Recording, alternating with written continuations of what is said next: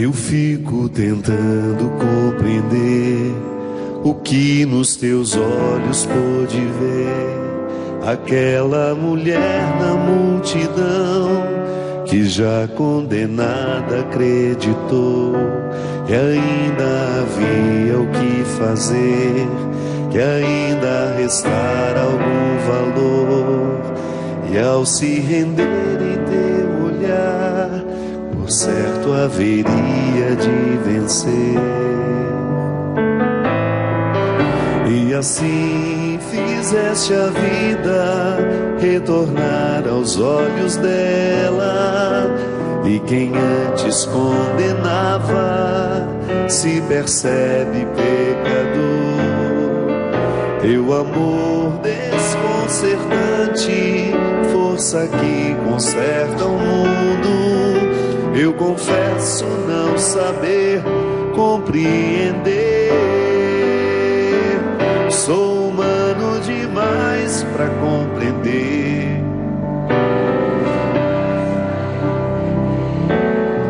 Este jeito que escolheste de amar quem não merece.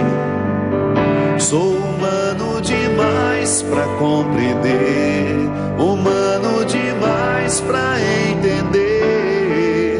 E aqueles que escolheste e tomaste pela mão, geralmente eu não os quero do meu lado.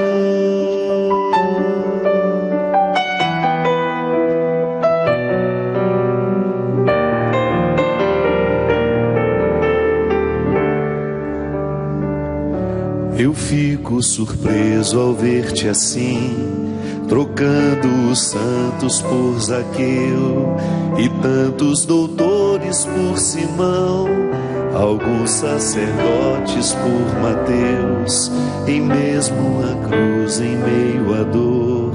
Um gesto revela quem tu és, te tornas amigo do ladrão, só pra lhe roubar o coração. E assim foste o contrário, o avesso do avesso. E por mais que eu me esforce, não sei bem se te conheço.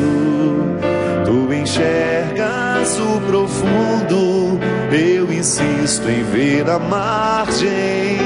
Quando vês o coração, eu vejo a imagem. Sou humano demais pra compreender, humano demais pra entender. Esse jeito que escolheste de amar quem não merece. Sou humano demais pra compreender, humano demais pra entender. E aqueles que escolheste e tomaste pela mão, geralmente eu não os quero do meu lado. Boa noite. Hoje uma noite muito especial, a gente fazendo o programa Direção Espiritual ao vivo, aqui do Hotel Mazarop, em Taubaté, Texas. Recebendo esse povo tão querido, de tantos lugares, em nome da Fundação Dom Couto, nós que estamos no meio da semana preparando o coração, ficamos tão felizes de poder receber vocês. Obrigado pela presença. Quem veio pela primeira vez na semana preparando o coração? Quem veio pela 23ª? Aí, muito obrigado, viu? É sempre uma honra muito grande. Ontem tivemos aquela noite especial, na verdade na segunda-feira, Dom Wilson, nosso querido bispo, iniciou as nossas atividades. Ontem tivemos a noite de autógrafos e hoje aqui o lançamento oficial no programa Direção Espiritual da biografia que foi escrita pelo meu querido Rodrigo Alvarez, que já está entre nós. Boa noite. Boa noite. Seja bem-vindo, querido. Muito Muito obrigado, padre. Prazer estar aqui com vocês. Você já sabia que era o lançamento oficial aqui no programa, não? Hoje não. Pois é. Eu não sabia nem que eu ia participar. E ele falou pra mim assim: deixa eu comer alguma coisa ali nos bastidores, porque senão eu não vou dormir no programa. Eu falei: mas como que você vai dormir no programa? Ele falou: eu dormi no programa do Jô. Geralmente eu durmo todo dia, mas assistindo, né? Não sendo entrevistado. Nós estamos viajando uma semana aí, né? Nós estamos muito tempo, cansados, né? Mas agora que eu vi vocês, eu escutei Humano Demais, eu acordei. Eu sabe que o Rodrigo tem essa música obsessiva na cabeça, há né? 2 anos praticamente que eu penso nessa música todo dia. Porque logo cedo virou o título do livro. Foi. E fazia tanto sentido com o que eu estava escrevendo, que ela volta e meia vinha para mim. Não só com o que eu estava escrevendo, mas com a nossa experiência. A experiência de conhecer o Padre Fábio em Jerusalém. Eu, sem conhecer a música, pensei em Humano Demais, em como estava diante de alguém humano demais, e como ele representava isso tudo que a música diz. Então, até hoje é impossível tirar essa música da cabeça, e eu gosto demais dela. Que bom, a gente fica feliz, né? Que ela ficou obsessiva na cabeça dele, né? Obsessão positiva. Porque ele ficou obsessivo na minha cabeça 2 anos também, querendo saber da minha vida. E eu perguntava, e às vezes o padre... Às vezes eu fingia que não tinha escutado, fazer, né? Às vezes ele dá uma sumidinha. Rodrigo, primeiro quero lhe agradecer a honra que nós temos de ter você aqui no programa de Direção Espiritual. Nem nos meus melhores sonhos eu imaginava um dia ter essa criatura que eu admiro tanto, como Primeiro eu admirava como profissional, pelo grande repórter que você é, grande correspondente da Rede Globo, já em diversos lugares. São quantos lugares que você já passou como correspondente? Eu estive em Nova York. Você começou na Globo no Rio. Globo Rio, Globo São Paulo depois. Fui para Nova York, São Francisco, nos Estados Unidos ainda. Passei um tempinho em São Paulo. Agora quase 4 anos em Jerusalém, no tempo que a gente se conheceu. E no meio do processo de escrever o livro, eu soube, né, fui convidado a me transferir para a Alemanha, para onde me mudei há pouco. Você está. Quais foram os maiores desafios de ser um correspondente no Oriente Médio? Bom, tem desafio humano, tem desafio profissional, tem várias formas de desafio, né? O maior desafio é estar dentro de uma guerra. Ir a Gaza no momento em que tem bombas caindo atrás de mim. Aliás, tem umas cenas suas que vinham para nós, né?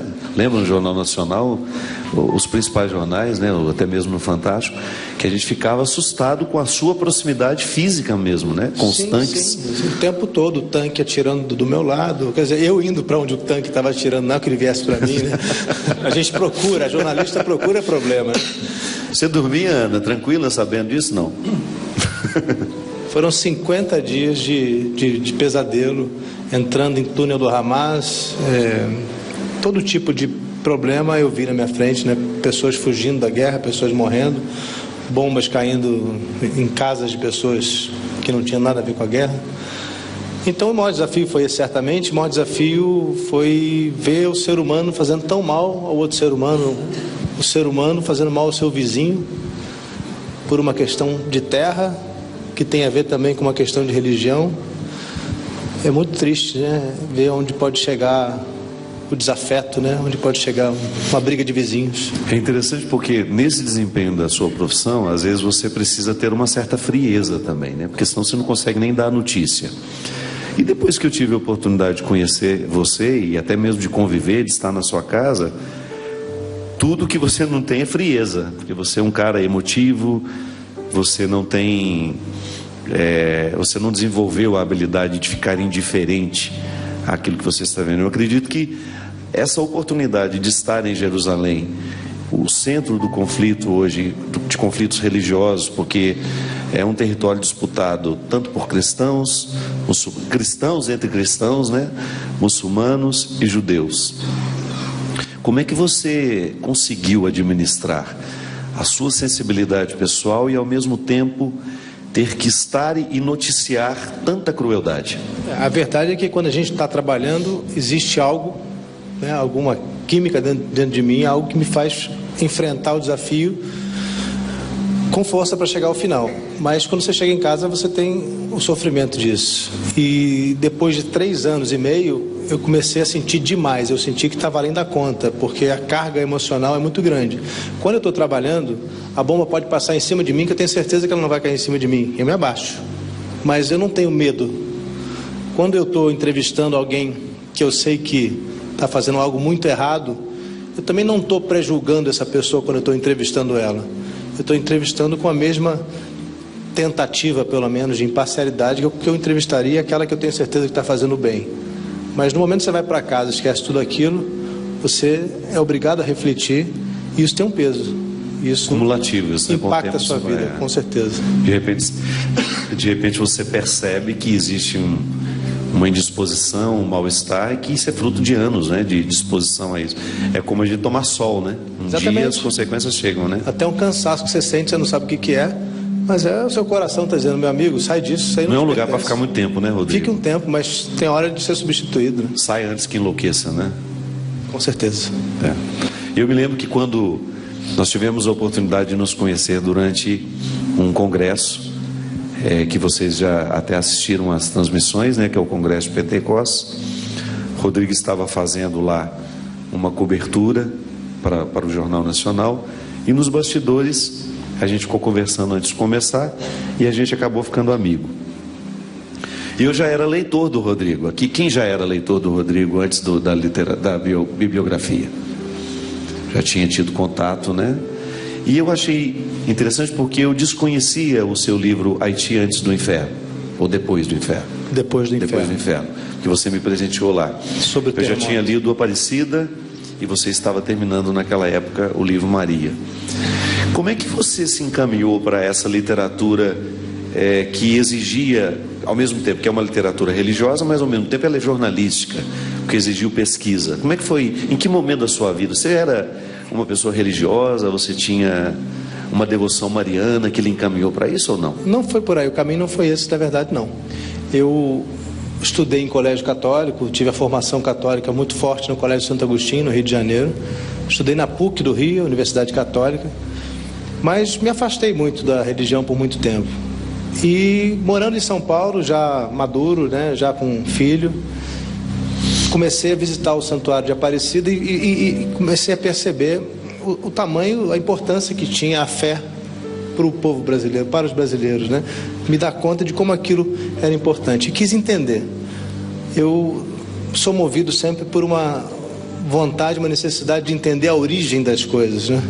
Escrever a sua biografia. O antes, né? Escrever antes daquilo que as pessoas veem. Escrever a biografia do Padre Fábio é entender como foi possível o Padre Fábio chegar a ser o que ele é. Eu também queria saber como foi Aparecida. Por que uma imagem quebrada, tão feinha, né, que normalmente seria jogada no rio porque seria motivo de má sorte, naquela época se pensava assim, porque ela não foi jogada no rio e se tornou um símbolo tão importante para o Brasil? É uma história que tem a ver com a história do Brasil, que vem antes do futebol, vem antes do samba, do carnaval. É brasileira Aparecida antes de nós sermos chamados de brasileiros. Depois de Aparecida veio Maria. Eu costumo dizer que de uma costela de um livro nasceu outro. Eu tive que entender tive que entender Nossa Senhora, Maria, para entender Aparecida. Afinal, todas as Nossas Senhoras são Maria. E daquela compreensão me veio também uma série de outras curiosidades. Como Maria tinha se tornado tão importante se no começo os evangelhos não deram atenção a ela? Se ela foi citada tão poucas vezes, apenas 6 falas e um gesto aparecem nos evangelhos. Eu quis entender como ela chegou a ser o que é hoje, foi conquistando a importância que tem hoje, principalmente no Brasil. Então foram sempre processos de buscar entender aquilo que nós estamos vivendo hoje. A sua biografia, agora eu posso lhe explicar pessoalmente, apesar de que a gente já tenha conversado sobre isso, para mim era uma forma de entender como era possível a gente ter hoje no Brasil um religioso tão honesto, tão sincero e tão culto, dizendo verdades que nem sempre são fáceis de se dizer, desafiando aquela norma fácil de dizer aquilo que as pessoas querem ouvir, dizendo o que as pessoas talvez não quisessem ouvir. Muita gente imagina que eu poderia me interessar pelo Padre Fábio porque ele é popular, porque ele faz Snapchat, mas ele nem fazia Snapchat naquela época. Foi bem no processo da biografia, não tinha Ansiovaldo. Aliás, quando ele falou que queria falar do Snapchat, eu falei, meu Deus do céu, que desastre isso está virando na minha vida. Então, eu queria saber exatamente como tinha sido possível se formar no Brasil, em Formiga, numa família pobre, uma pessoa dessa qualidade. uma pessoa que todos nós aqui admiramos, que eu passei a admirar no momento em que conversei com ele pela primeira vez em Jerusalém. O resultado não foi fácil, porque a pesquisa foi muito difícil, porque, primeiro, muitas pessoas morreram. A história do Padre Fábio não começa com ele, né? A gente tem que entender o que veio antes dele. Quem era o avô dele? Ele mesmo não conhecia. Quem eram os bisavós do padre? A origem da família da mãe, a origem da família do pai. Foi uma pesquisa muito longa. Quem era o Fabinho pequenininho? Como ele era? Incrível perceber que ele já tinha afinidade com as questões religiosas desde cedo, já brincava de ser padre. Por outro lado, foi chamado a conhecer outros lados da vida, o carnaval. Foi um menino como todos são. Então, uma história dessa precisa ser contada em muitos detalhes. No começo eu pensei que fosse fazer um livro de 300 páginas, que é um tamanho normal. Bom tamanho, né? Eu não queria cansar os meus leitores, mas eu percebi que não iam se cansar se lessem 500 páginas, porque a história é muito intensa. Não é uma história de alguém que sentou aqui a vida inteira e ficou esperando a vida passar. O Padre Fábio percorreu o Brasil inteiro, pregando, aprendendo, estudando, entendendo o Brasil, entendendo as pessoas. Então isso acabou se traduzindo inicialmente em quase 500 páginas realmente. Foi preciso aumentar o tamanho da página um pouquinho para caber, e ficou aqui com 460 e algumas páginas, contando a história dele inteira, a sua história inteira. Para mim foi uma experiência interessante, porque ser visto pelo outro, uma coisa é aquilo que eu sei de mim, outra coisa é eu me observar a partir, por exemplo, do olhar da minha irmã, de como ela me descreve, de como ela me via pequeno, né? A gente acaba tendo, para mim foi uma surpresa identificar como que alguns aspectos que eu desconsiderava foram tão fundamentais. Interessante, eu até estava dizendo para o Rodrigo essa semana que, por exemplo, a minha experiência com a literatura, porque eu gosto de livros desde menino, e tem uma raiz nisso aí. Uma bibliotecária que eu tive o prazer, né, de reencontrar depois de mais de 40 anos, mais de 30, eu tenho 45, mais de 30 anos depois, eu reencontrei Dona Conceição, que era bibliotecária lá do grupo escolar onde eu estudei. E eu me lembro direitinho da frase dela, abrindo a biblioteca para nós, a nossa turma, Dona Rosângela conosco, ela dizendo que aquele lugar era muito importante, repleto de pessoas interessantes e de lugares fascinantes, que só poderiam ser acessadas se por acaso nós tivéssemos a paciência de abrir aqueles livros e lê-los. Uma maneira muito simples, mas ao mesmo tempo muito curiosa de apresentar um livro a alguém, né? E como eu era um menino com um cotidiano absolutamente simples, não tinha nada de extraordinário na minha vida, eu comecei a ver no livro um lugar para eu buscar o extraordinário, aquilo que não era o igual, as casas que não eram iguais às minhas, as pessoas que não eram iguais àquelas pessoas que ficavam comigo. Mas com a biografia eu acabei resgatando a Edna, que eu não tinha mais a compreensão. Olha, eu nunca tive a compreensão de que ela foi absolutamente essencial na minha coragem de escrever. Eu tive muitos trabalhos, eu trabalhei muito. Não é que meu pai me explorava, não, é que era natural criança trabalhar naquela época. Hoje seria todo mundo preso, mas naquela época não. Um dos muitos trabalhos que eu tive, eu trabalhava num barzinho, num lugar lá em Formiga chamado Praça de Esportes. Eu fritava pastel, eu atendia o balcão, vendia cerveja, guaraná, essas coisas. E a Edna era responsável por tomar conta da piscina. Aquele instrutor que fica ali, né, colocando disciplina em todo mundo. A Edna era uma mulher, naquela época jovem, muito jovem, que gostava de escrever. E às vezes ela ia tomar um cafezinho lá no bar, e a gente ficava conversando, ela sempre me via com um livro na mão. Quando não tinha ninguém no barzinho, eu estava com meu livro lendo. Ela começou a me contar que ela escrevia também. E ao me contar que ela escrevia, eu comecei a ter coragem de contar para ela que eu também escrevia poemas. E foi a primeira pessoa na minha vida que me incentivou a escrever. Foi muito interessante isso. Eu era ali um menino de uns 8, 9 anos, 10, ela talvez no máximo 10 anos, e ela foi responsável por criar dentro de mim essa coragem de colocar no papel, de mostrar a alguém. Ela foi a primeira pessoa que viu um poema meu. Você lembra do poema dela até hoje? Até né? hoje. Até hoje eu lembro de cor de um poema dela que entrou no livro dela. Na verdade, um livro de coletâneas, tinha um poema dela, ela ficou toda feliz. E ver aquele poema dela publicado me fez pensar, quem sabe eu posso também um dia ter um poema publicado num livro como esse. Agora, gente, a Edna estava sepultada na minha memória. Sabe quando você lembra da pessoa, lembra do episódio?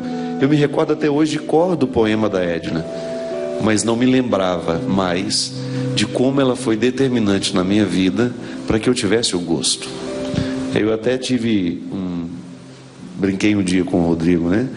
Para que tudo não caísse no esquecimento, Deus me deu a graça de um biógrafo que pudesse me ajudar a jogar uma luz em alguns fatos importantes da minha vida, a valorizar pessoas que de repente nunca mais eu encontrei, que a Edna eu nunca mais vi.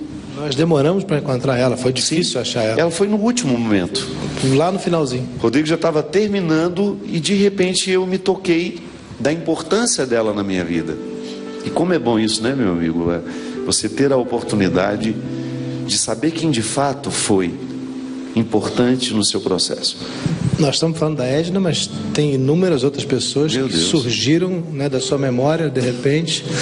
E eu fiquei muito impressionado também na sua biografia com quantos anjos apareceram na sua vida.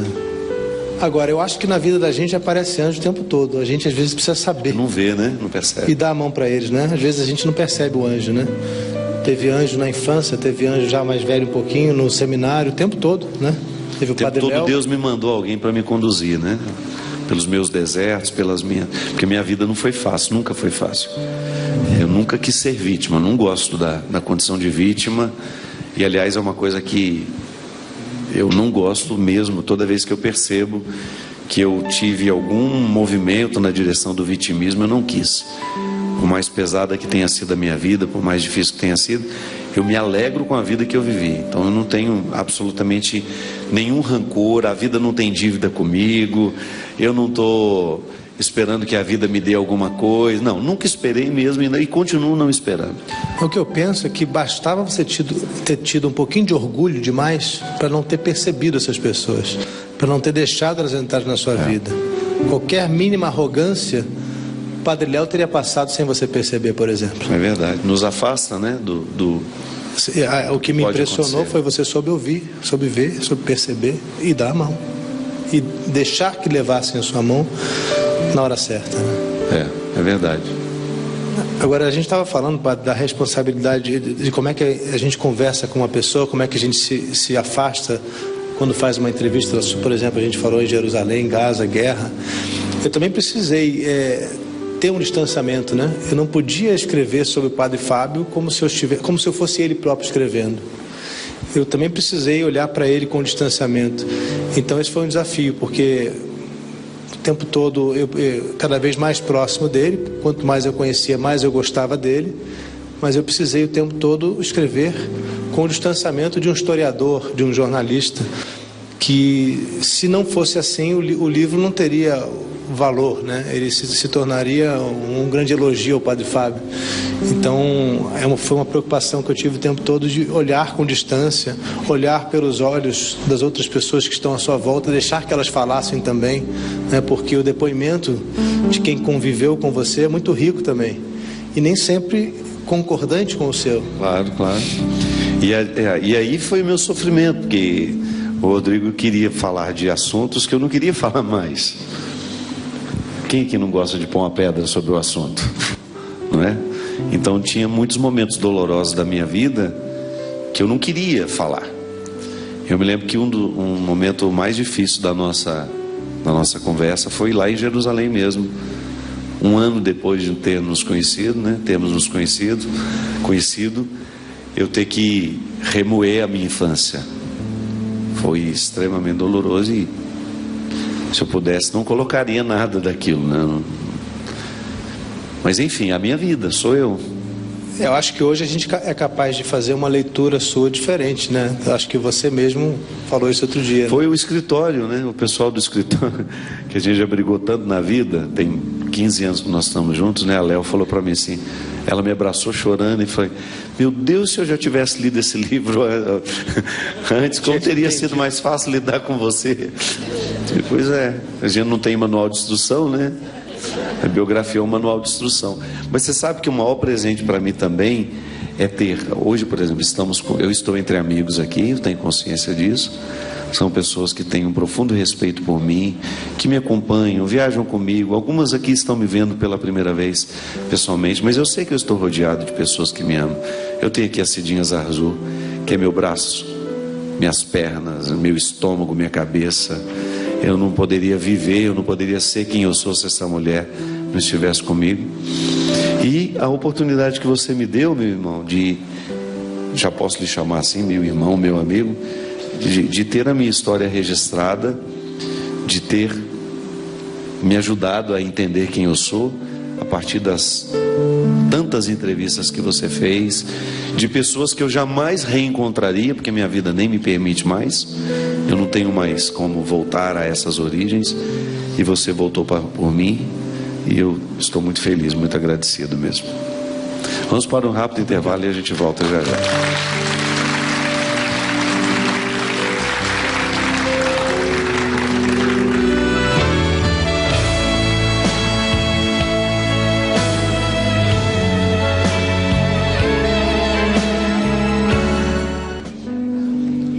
Estamos de volta com o programa Direção Espiritual.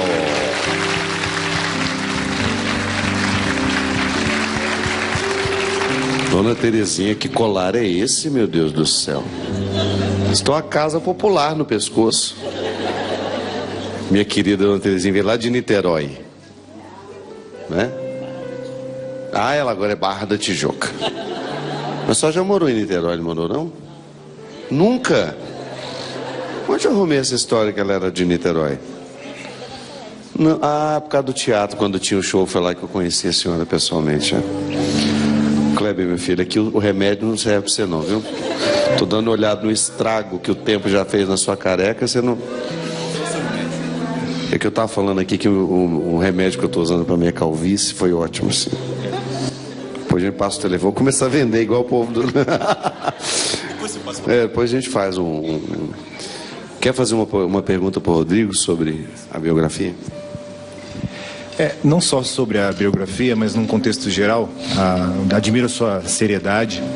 É uma pessoa que transmite muita competência no trabalho. Admiro muito o seu trabalho. Muito obrigado. Eu gostaria de perguntar para o jornalista, fazendo agora um comentário no Jornal Nacional, falando sobre essa ligação Padre Fábio e Igreja Católica. Essa coisa de que, você falou bem, a situação impressionante que ele consegue passar, ele consegue falar o que a gente precisa, não o que a gente quer. Para muitos incomodam, para as outras pessoas esse incômodo chega até a ser confortável, né? Mas essa ligação, né? Igreja Católica e Padre Fábio, o seu comentário sobre isso? Olha, eu preciso entender um pouco melhor a sua pergunta. Qual é a pergunta exatamente? A pergunta sobre a questão, eu entendo essa situação do Padre Fábio, essa forma que ele se expressa. Por que a religião em si, a Igreja Católica, não tem essa mesma comunicação que, por exemplo, eu vejo muito as pessoas colocando, Deus não deixa cair uma folha sem sua vontade. Ele prega o contrário, né? Ele prega o contrário e eu concordo muito com isso. Ele chora com as decisões que nós temos, né? Jesus chora com as nossas decisões que são erradas e o livre-arbítrio, né? O que a igreja poderia ser no sentido de tornar mais fácil a comunicação da igreja para com a gente, nós católicos? Olha, eu não me sinto competente para responder a sua pergunta, para falar a verdade, porque o que eu vejo hoje é um Papa determinado a trazer a igreja de volta para o povo. Eu vejo um movimento que faz do Padre Fábio a vanguarda da igreja, na verdade, porque, ao meu entender, né, somente meu, ele está exatamente de acordo com aquilo que o Papa Francisco espera, né, que a gente tem visto ele pregar. E falando especificamente sobre o Padre Fábio, o que eu percebo, o que eu entendi, e eu acho que hoje eu posso falar com alguma compreensão privilegiada por tudo que eu estudei sobre ele, por tudo que eu li, por tudo que eu convivi, eu entendo que ele não é o único, obviamente, mas ele ajuda a trazer a religião para a nossa modernidade. Ele traz a religião nascida 2000 anos atrás para o século 21. Então, foi por isso que eu me interessei por ele. Certamente não teria me interessado por alguns outros padres que querem voltar ao século I, né? Que querem voltar a um tempo cheio de dogmas, em que os dogmas se multiplicavam. Os dogmas não estão muito cheios, não estão muito pesados hoje ainda, mesmo nos dias de hoje? Olha, eu vivo fora do Brasil há 12 anos. Eu não tenho como avaliar exatamente caso a caso aqui dentro do Brasil. Mas, de maneira geral, o que eu posso dizer é que eu vi no Padre Fábio um padre incomum, um padre fora do normal, um padre que me interessava entender melhor. Na verdade, só para fazer um complemento, os dogmas, eles não são um obstáculo à nossa comunicação. Eu posso falar dos dogmas, eu preciso falar sobre eles, mas no exercício do meu ofício, eu percebo que quando eu consigo transformar a reflexão sobre o dogma uma reflexão sobre nós, aí as pessoas prestam atenção. Vou falar hoje, ainda falávamos sobre isso com o Rodrigo, o dogma da Assunção de Nossa Senhora.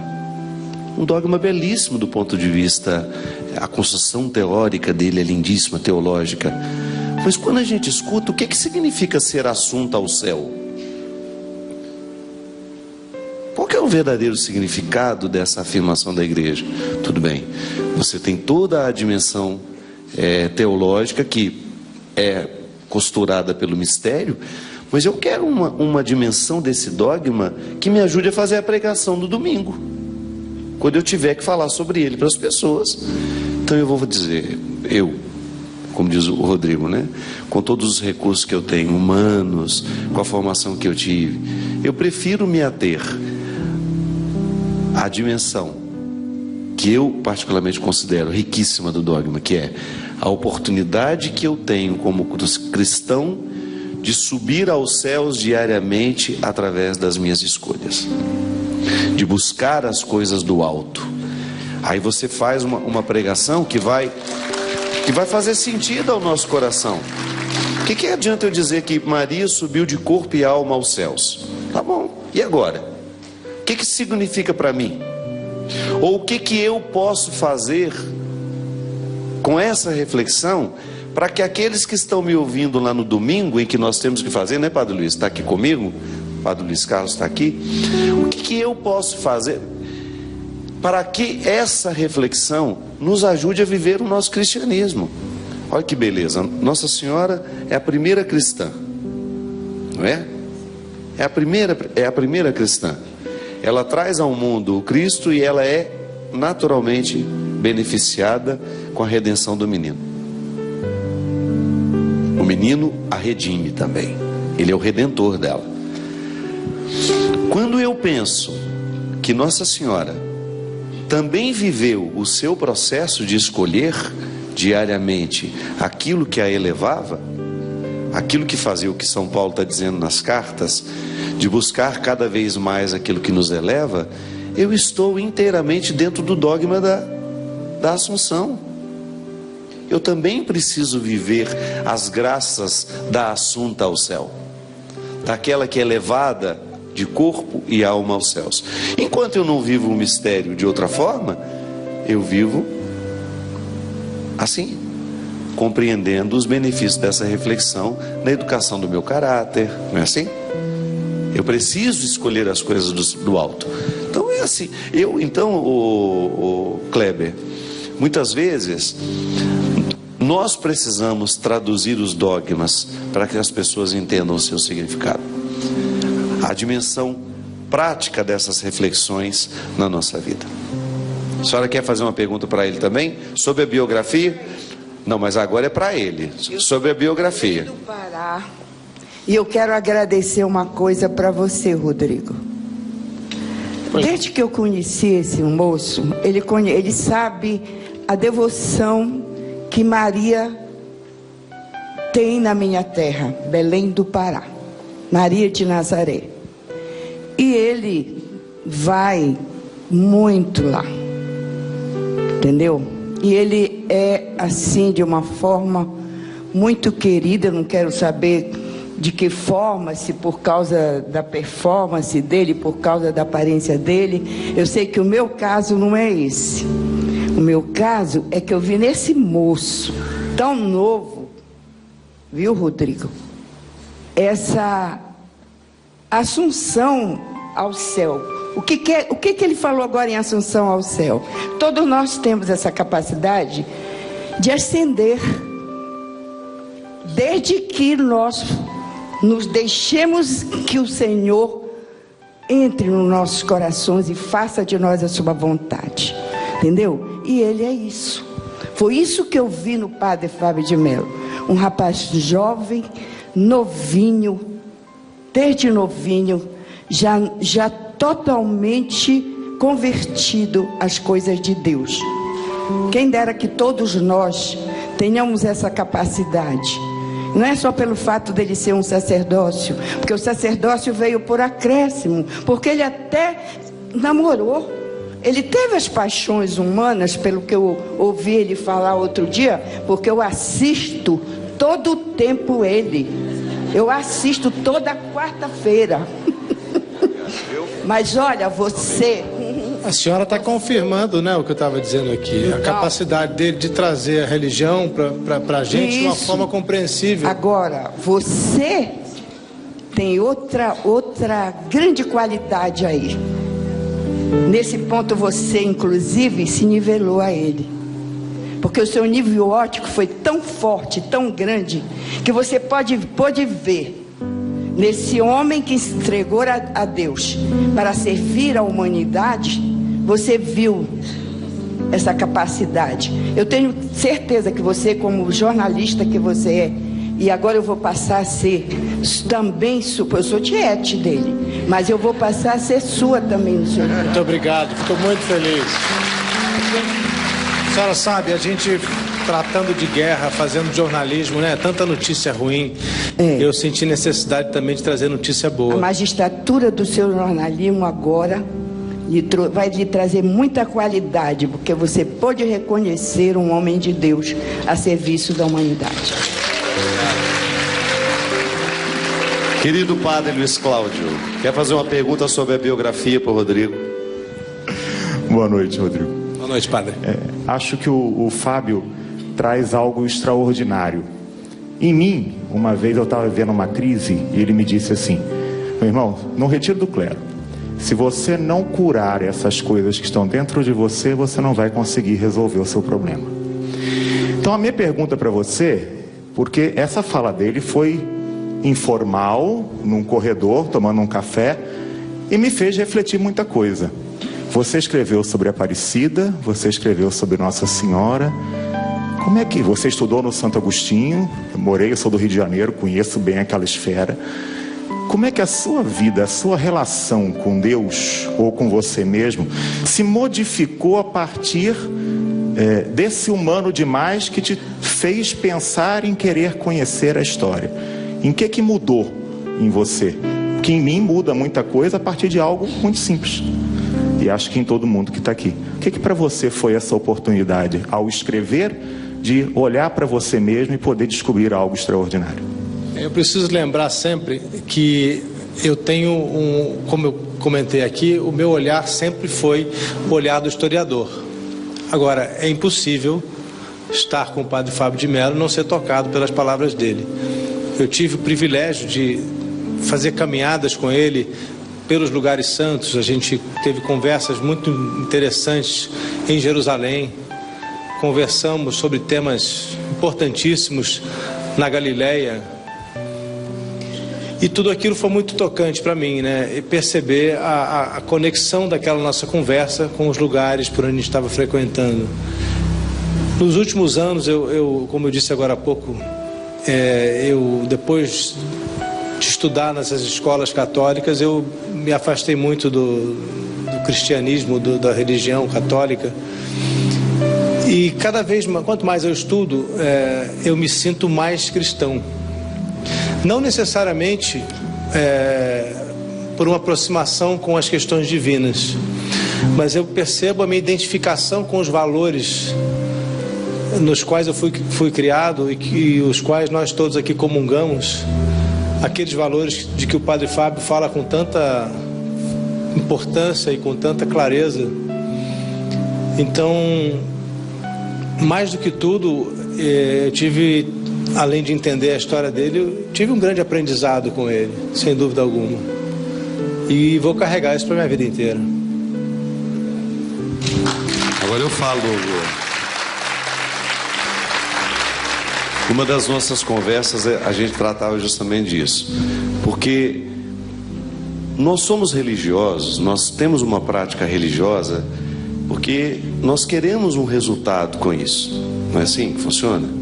É como se nós tivéssemos um caminho que nos faz chegar. Só que às vezes, por honestidade intelectual, eu encontro algumas pessoas que não são religiosas, que já alcançaram aquilo que eu quero alcançar. E foi essa honestidade que nos aproximou muito. Porque o Rodrigo pertence a uma casta de gente, a um tipo de gente que eu encontro o tempo todo pelo meu caminho. Eles não gostam de padres, eles têm traumas de infância, eles não têm uma identificação com a igreja, mas de repente eles começam a ficar encantados com alguns aspectos do Evangelho, porque são essenciais na vida deles. São pessoas, parece que Deus já foi apresentado a eles de uma forma muito diferente do que foi apresentado para nós. Porque eu não tenho essa pretensão, gente. Nós não podemos ter. Nós somos responsáveis por tornar o mundo cristão? Somos. Mas Deus esbarra nas nossas incompetências. Quantas vezes o Evangelho foi impossibilitado por causa das minhas atitudes? Quantas vezes você impediu a chegada do reino de Deus lá no seu lugar onde você trabalha? Não é honesto dizer isso?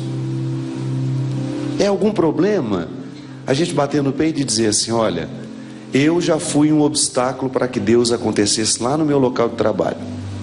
Por quê? Porque eu sou arrogante, eu sou prepotente, eu sou mentiroso e sou cristão. Vou à missa diariamente, comungo, faço a novena, faço isso, faço aquilo, mas sou um ser insuportável. Então eu encontro pelo caminho muita gente que tem dificuldade com a igreja, mas não tem dificuldade com Deus. Muita gente de retidão de caráter, de pessoas que fizeram um pacto com a bondade, com a justiça, que são valores que eu quero alcançar. Então eu tenho muita, mas muita mesmo, muita humildade de reconhecer que eu não engoli a verdade suprema. E quando você se torna um adepto do cristianismo e você se diz assim: eu sou um católico, é com você que eu quero falar, primeiramente. Mas eu não abro mão de conversar com pessoas que não estão na mesma estrada que eu, mas querem alcançarem os mesmos resultados. Sabe, é esse movimento que eu vejo muito honesto da parte do nosso Papa. Por exemplo, quantos anos de protestantismo? Vamos fazer 500 anos ano que vem, né? 500 anos de protestantismo. Não está na hora de nós darmos um pouco da nossa atenção aos motivos que nos separaram naquele tempo? Será que eles continuam prevalecendo? Ou nós inventamos outros? Ou será que o fato da senhora ser presbiteriana, que não é verdade, estou apenas dando um exemplo, é um impedimento para a gente ter um relacionamento de amizade, de respeito? De jeito nenhum. Outro dia uma senhora chorando que o filho estava namorando com uma menina evangélica. Eu falei, mas ela é bandida? Ela tem desvio de caráter? Não, só porque vai na igreja diferente da minha. Eu falei, minha filha, não perca a amizade que você tem com sua filha porque ela está namorando um rapaz de outra religião, ou o filho contrário. Sabe, minha gente, vou dizer uma coisa para vocês. Muitas vezes, porque nos falta sabedoria no trato, nós nos tornamos legítimos representantes do diabo, e tudo com as cruzinhas penduradas no pescoço. Coordenadora 50 anos da Pastoral da Crisma, mas legitima o capeta por onde vai, porque não percebe. Sabe, o pior é isso, é quando a gente não percebe, quando a gente é mal e não percebe que está sendo, quando a gente é cruel e não percebe que está sendo, quando a nossa consciência perdeu a capacidade de nos mostrar que nem sempre nós estamos fazendo o que deveríamos fazer. Então eu acho que isso é interessante. O Rodrigo, quando quis escrever a biografia, a primeira coisa que ele falou para mim foi isso: Padre Fábio, alguém já contou a sua história? Eu falei, não, por quê? Não acho que tenha nada de interessante para ser contado, não. Eu nasci de uma família tão... E depois que eu fui ver que a minha família é a coisa mais esquisita da face da terra, por isso que eu fui ler, realmente ela é interessante. Tem até uma história que meu avô trocou a mulher dele numa porca. Não é, Rodrigo? Tem um monte de história. Tem. É lindo isso. Não trocar a mulher numa porca, mas você saber que a origem de um padre tem tantas situações esquisitas quanto na sua casa. Trocou, meu. Acho que a mulher dele não estava valendo muita coisa, ele achou melhor dar uma renovada na... Chamava de breganha de mulher. Breganha de mulher, tá aí logo nos primeiros capítulos. Você vai ler. Então isso que é interessante. Nós temos a oportunidade de tornar a nossa vida uma instância de reflexão para nós mesmos, né, Rodrigo? Padre, e a tolerância, de novo, isso estava falando sobre relação com os protestantes. A tolerância é que faz a guerra que a gente está vendo acontecer no Oriente Médio hoje, a intolerância, né? A falta de compreensão do outro, né? Eu penso muito sobre essa questão também do protestantismo. Vai fazer 500 anos no ano que vem. Será que realmente as questões que separavam 500 anos atrás ainda separam? Não separam mais não. Do ponto de vista teológico, cristãos? Às vezes já caiu por terra, mas nós ainda não percebemos que caíram. Que as urgências do mundo, minha gente, hoje é tão urgente a gente ser irmão do outro, num mundo tão marcado pela maldade, pela crueldade, pelo medo. É urgente ser irmão. Sabe, é o poema do Drummond de Andrade: não nos afastemos muito, vamos de mãos dadas. Olha, isso é um conselho de um poeta que pode ser perfeitamente aplicado, pode ser colocado na boca de Jesus. Não nos afastemos muito, vamos de mãos dadas. Vamos curar os nossos medos, as nossas solidões, assim, estando mais próximos uns dos outros. Ah, mas eu tenho uma religião diferente. É igual o poeminha que eu gosto muito, né? Tenho fome e eu tenho pão, mas nós somos estranhos. Não seremos depois.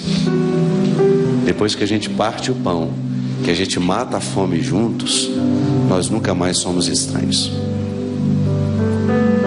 Nunca mais somos. Então eu tenho uma convicção. Se hoje eu tenho a oportunidade de ter a minha vida contada, ela é para mim agora uma responsabilidade a mais, porque muita coisa ali eu não sabia.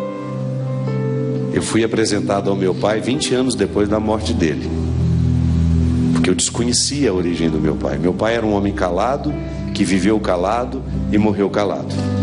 Rodrigo me apresentou a ele. Pesquisou junto com o Marcos, que está ali no fundo. Levante aí, Marquinhos, para a gente poder lhe conhecer, porque você é uma peça fundamental nas pesquisas do Rodrigo.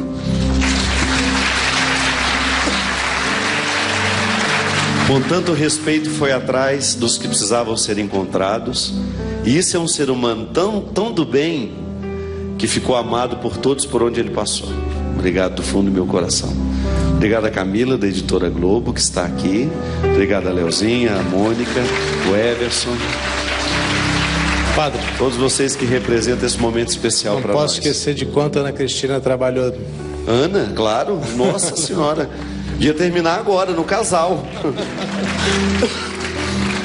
O Rodrigo e a Ana é uma simbiose tão bonita de ver os dois vivendo. Já tive a oportunidade de vê-los vivendo. Estou tendo a graça de recebê-los lá em casa, de tê-los no meu convívio. Já há 10 dias que nós estamos juntos, para lá e para cá. Inclusive, Rodrigo, estaremos onde essa semana? Tem que lembrar. Onde nós vamos ser sacrificados? Na Canção Nova, no Osana Brasil. Osana Brasil, no sábado agora, de 1 às 3h30 da tarde. Teremos uma sessão de autógrafos. E depois à noite também, lá no auditório. Acho que é de 7 às 8. Horários eu não sei. É isso mesmo. Lá no auditório. Como é que chama o auditório? No auditório de São Paulo. Na segunda-feira, Campina Grande, né? Seremos massacrados em Campina Grande. Com muito prazer. Onde a história começa. Por incrível que pareça, a minha biografia, primeiro capítulo... Não é que comece, né? Mas o livro começou por lá, né? A história começa em Formiga, né? Começa lá, Campina Grande. No dia 7 de dezembro eu estarei em Gramado, no show Natal Luz. No dia 10 em Fortaleza. No dia 17 em Lages, Santa Catarina. 22 de dezembro, Juazeiro do Norte. E 29, Praia Grande, São Paulo. A gente lança o livro dia 6 em Porto Alegre. Porto Alegre, nós vamos finalizar a sessão de autógrafos, né? Um dia antes de Gramado. Gente, queremos agradecer a vocês pela presença, pela oportunidade que nós tivemos. Queria dar o microfone a muitos para perguntar ao Rodrigo, mas infelizmente o nosso tempo já está acabando.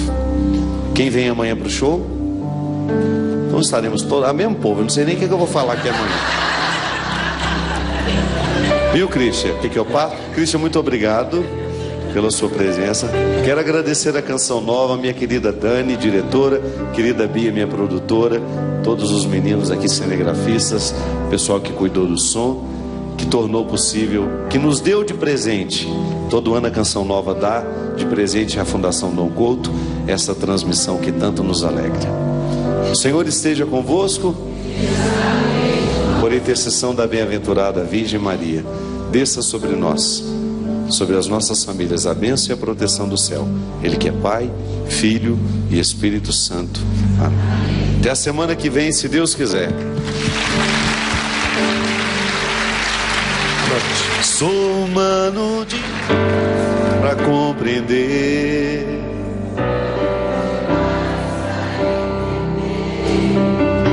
esse jeito que escolheste de amar quem não merece. Sou humano demais para compreender